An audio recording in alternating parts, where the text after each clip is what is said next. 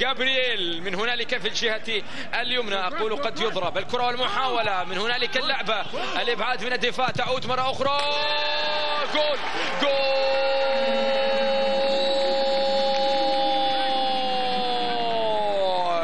يأتي عن طريق عبد العزيز حاتم، يسجل بعد أن عادت الكرة. هو هي اللي تحبك يا عبد العزيز، الكرة تحبك، عادت إليك، سجل بطريقة مثالية جدا، ضغط ثم كرة عادت بعد ذلك وكسرت العناد. أي نعم، عادت بهذا الشكل، وجدت عبد العزيز حاتم، صوبها قوية جدا من كرات عبد العزيز الجميلة، قوية جدا، استسلمت الشباك أخيرا للريان، يسجل الرهيب الرياني هدف التعديل. صفق يا إرتور جورج، نعم، الله الله الله الله قبل الذهاب. كيف ستكون هذه الركلة على مرمى أحمد بشير؟ الركلة الركنية في انتظار تنفيذها، تنفذ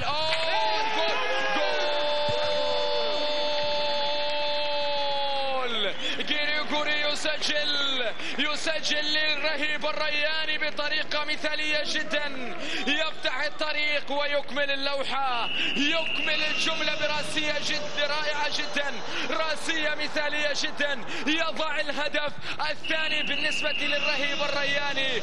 أحيانا لا تحتاج لصفحات للكلام، يكفي أن تضع الراسية. تياغو سيلفا وضعها بشكل مثالي، وتياغو بدون رقابة، تياغو أو غريغوري بدون رقابة، غريغوري بدون رقابة يضعها يسجل في شباك أحمد بشير، يعلن عن عموما تياغو هو من سينفذ يلعبها من هنالك إلى ويسلي. الكرة الآن داخل منطقة الجزاء، جول يأتي عن طريق جيديش.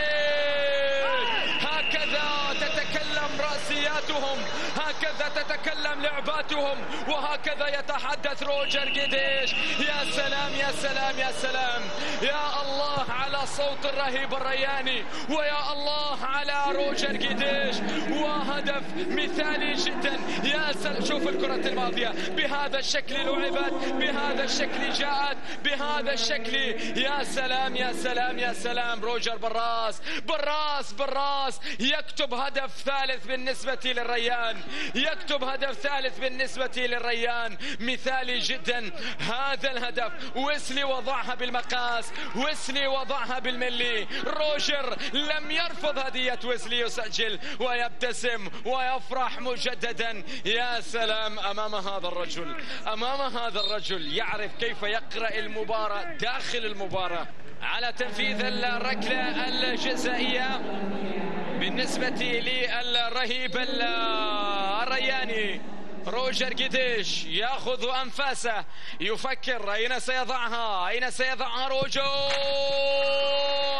يضعها على يسار حارس المرمى أحمد بشير، ويسجل خامس الأهداف.